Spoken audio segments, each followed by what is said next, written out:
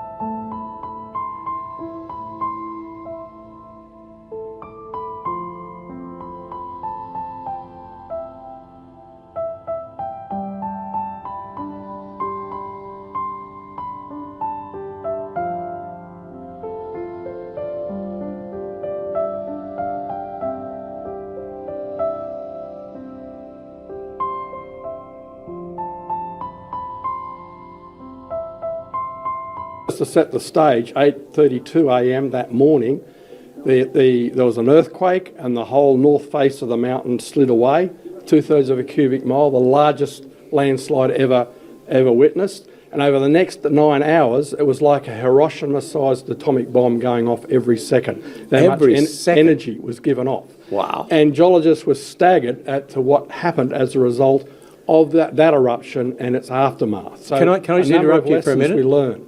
Just before you tell us the lessons, isn't it true that Mount St Helens was a tiny eruption compared to eruptions in history?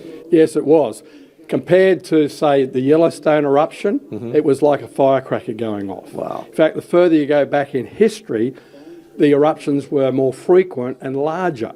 Probably getting back towards the time of the flood. Exactly. The end of the flood. There was a lot of eruptions during the flood, and then it tapered off. And so that's why we don't have to get worried about more big eruptions, because they're getting less and less as the Earth continues to recover from the flood.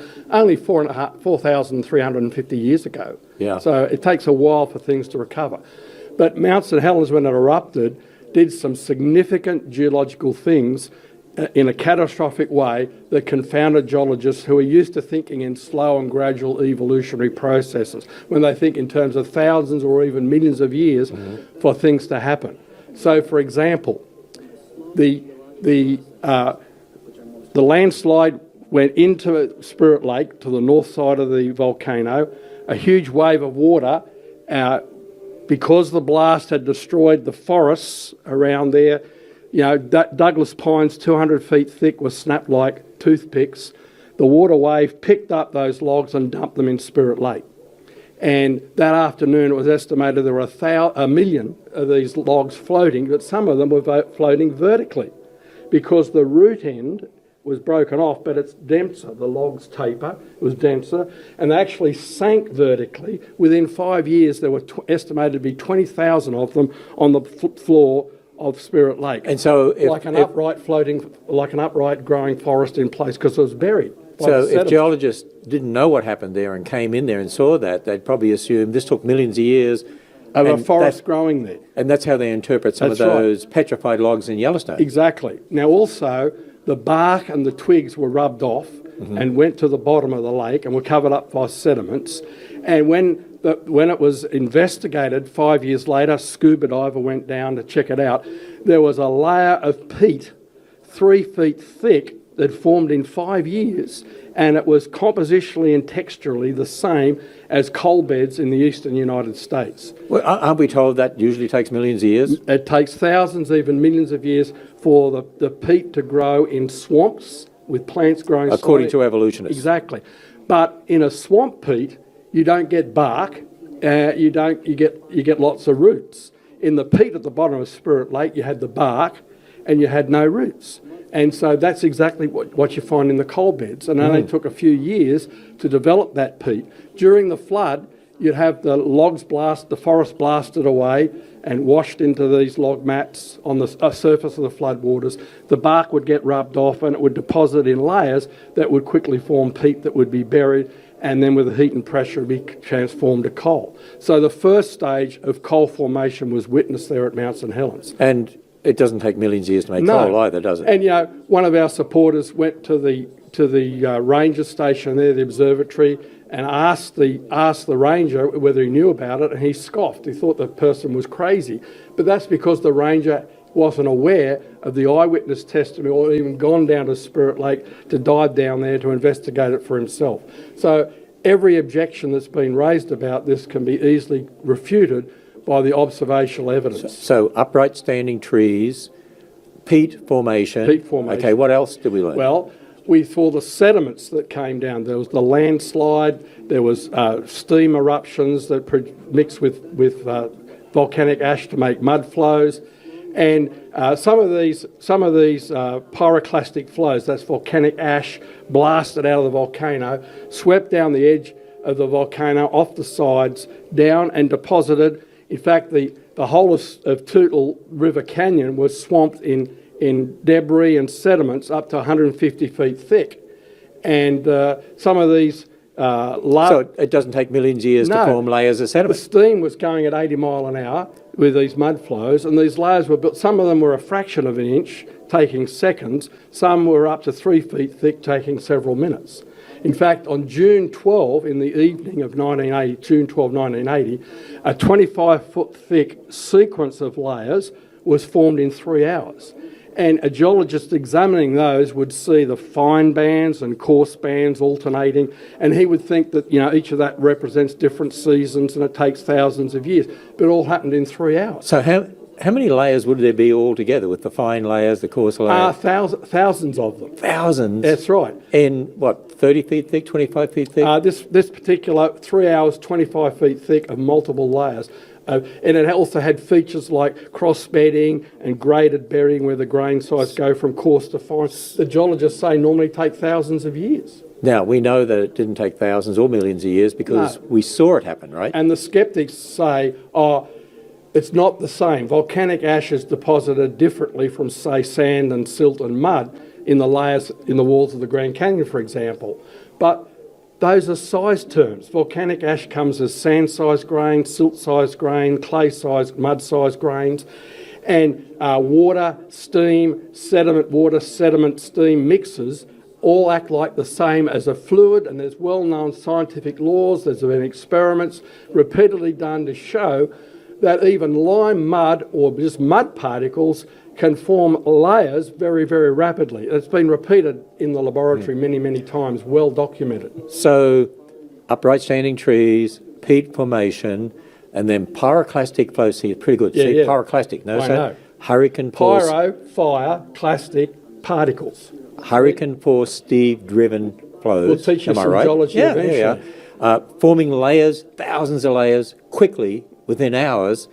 Wow, there's some lessons. What about another lesson? Well, another lesson was that on March 19, 1982, there was a steam eruption in the crater that mixed with all the volcanic ash, and a mud flow came down, and it travelled at 40 miles an hour, and within a day it had carved out a canyon system into those sediments that had already been layered, a 1/40th scale of the Grand Canyon. It's called the Little Grand Canyon of the Toutle River. And it did that in how long?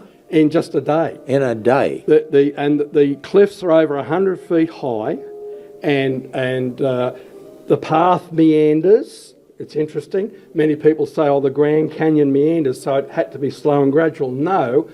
What happens is when you've got a rapid flow, if it meets some sort of slight disruption or pushing back, it'll do a quick turn to get around the obstruction and keep going. So even catastrophic flows do carve out in a meandering pattern. Now, what about people who say, but that was still soft sediment, it wasn't rock? Correct. But that's what the skeptics say, that, if it happened during the flood, it would be wet and it would be soft and the walls would slump down. You wouldn't have the high cliffs that we have today. Well, here's the deal. At Mount St Helens, it was 2 years after the sediments were laid down, so they had time to sufficiently dry out so that when the canyon system was carved, the cliffs stood up. I believe the same has happened at Grand Canyon, that it happened within a few years of the flood finishing, because of the backing up of waters in a lake behind the plateau system. When it broke through, the sediments were still soft. They weren't hard, but they were dry enough so that the cliffs stood up. The interesting thing people say also, what about the hard rock at the bottom of the Grand Canyon, the granite?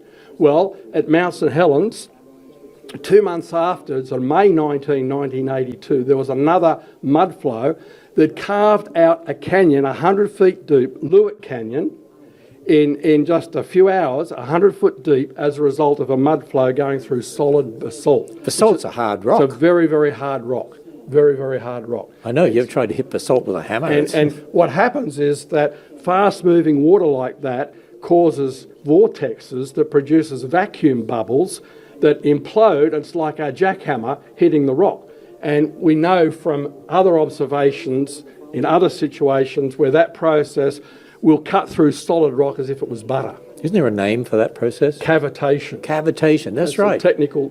So we've learnt cavitation, pyroclastic flows. Yep. Okay, so upright standing trees. So we can answer all the heat. skeptics' objections, and that will be in the article, so people, with all the references, so people will be able to use that information when they go out using these evidences when they get kickback from people who are sceptical, they can respond with the information. So once you read this article, you'll be able to go and talk to people about, I can show you how upright standing trees could be actually formed in sediment and not take millions of years, how peat can form quickly, not take millions of years, how canyons can form, how layers can form, how mud can carve through hard rock all quickly. And it's interesting, Ken, because years ago at Yellowstone, at Specimen Ridge, where they said there's fossil forests, they had a sign up there saying thousands of years, but after Mount St Helens and after creationists talked about this evidence, the sign changed. Oh, really? Because it can happen quickly. There's no roots, they didn't grow there, just like at Mount St Helens. And the petrified trees, petrification can happen quickly too. Absolutely, because of the hot water carrying the dissolved silica, it permeates into the wood grain and crystallises and petrifies very rapidly. I've heard of farmers finding fence posts they put in, wooden fence posts becoming petrified. Exactly. So, Andrew, I don't know if this is in your article or not. I haven't read the article. I'm going to have to read the article. But it's going up Monday. I haven't seen it yet. It's secret. There's another... Until Monday. There's another lesson. Yeah.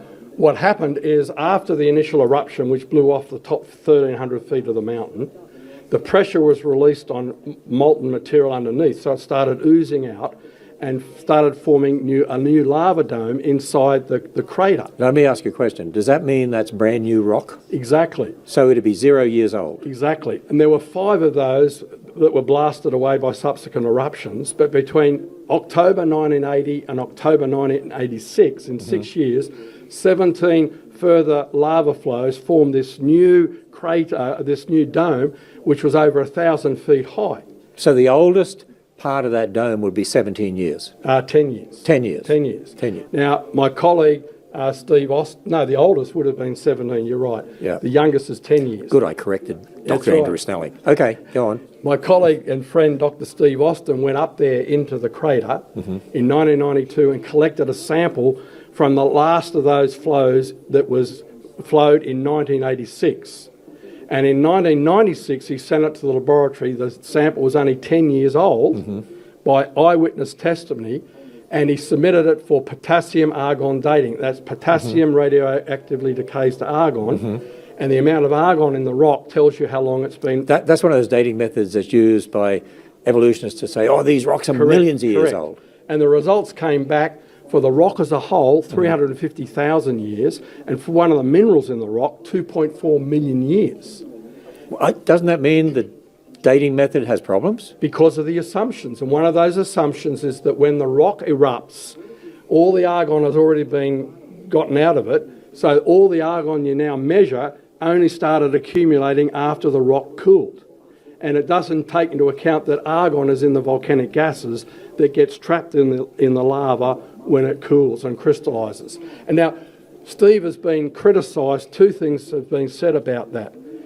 People have said, oh, but he used the wrong method. Well, hello, one of the people that made that criticism actually used the same method in 1966 to date volcanic rocks around the world. It's well documented in literature. Recent lava flows in Arizona, in Italy, on Hawaii, all yield old ages by the same method. And that's well documented in the secular... And he actually used that same method? Yes, he used that same... Almost sounds like some of these governors across the states with the COVID-19, they're all inconsistent in the methods they apply.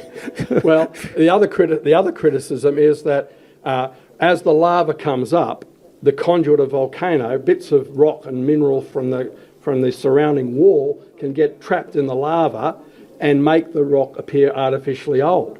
And so they say, oh, Steve Austin didn't carefully select his sample. Well, the truth is he made a thin sections, he examined the rock under the microscope very carefully, and he actually published a photograph of the rock under the microscope to show that there were no foreign minerals or no foreign pieces of rock. You know what, Andrew? So he did his work meticulously well. It's interesting. When a creationist can say, look, this dating method doesn't work, it's got these problems, the evolutionists say, oh no, it is it is accurate, it does date to millions of years. There's something wrong with you. That's what they say. The problem is that people need to realise it's not a matter of the evidence. Right. We can talk about this evidence, but the sceptics will kick back because they have a different worldview. They believe in millions and millions of years and slow and gradual processes, and so they can't allow the evidence to conflict with their view. Because if the evidence is correct, as we are pointing out, it points to the global catastrophic flood in the days of Noah, then the Bible is right, and that means there's a creator to whom they have to obey. And that's what they... Ultimately, it's a spiritual issue. People have to remember that. The evidence won't convince people. It's a work of the Holy Spirit that has to convince people and change their hearts before their minds will be changed. So, Andrew, you have a PhD in geology from Sydney University. You've actually worked in the secular world with a company dealing with uranium deposits. Correct. And you've done a lot of research on dating methods. And you would claim you're a scientist, but you can't be a scientist, you're a creationist. Isn't that what the evolutionists say? That's what they say. You can't be a real scientist if you're a creationist. What they're saying is you can't be a naturalistic scientist if you're creationist, because naturalism is the belief that controls all of modern science, which doesn't allow for the supernatural intervention. And naturalism is atheism. Yeah. I mean, that's really what it is. And it's a belief. It's a religious belief. It is a belief. So it's not a matter of science versus religion. It's two histories believed about we've got a history given to us by an eyewitness, whereas they have a history where there were no eyewitnesses, and they've built their faith on that history, just as we build our faith on God's recorded history. Well, Bill Nye mocked at people like us. How can you people believe in radioactive decay when you don't believe in the dating methods? Well, radioactive decay is something you can observe and experiment with and test.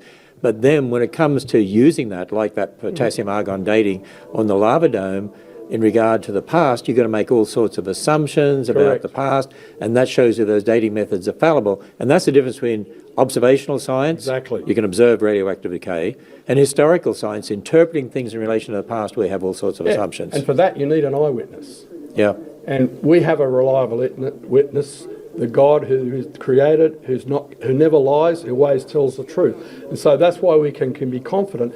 And that's why we're not surprised that the evidence in the present, when we have catastrophic geological processes like were witnessed at Mount St Helens, we can see the effects that point back to what we would expect to have happened during the flood, just as the Bible tells us. Well, there we are. We want you to go and look at the article, read the article on Monday, use it as a witnessing tool. It's by Dr. Andrew Snelling, our PhD in geology, heads up our research department here at Answers in Genesis. And you know where we are right now? We're in the flood geology room of the Creation Museum. And we're looking forward to welcoming people back soon, hopefully. Well, hopefully soon. And as you look around this room, there's a lot of teaching in this room. We have our dinosaur skeleton over there, our allosaur, and we even have an exhibit on natural selection over in here, and an exhibit dealing with the pre-flood world, and then we have another exhibit, the post-flood world. This is in the sea for catastrophe in the seven seas. It's just part of the seven seas right here.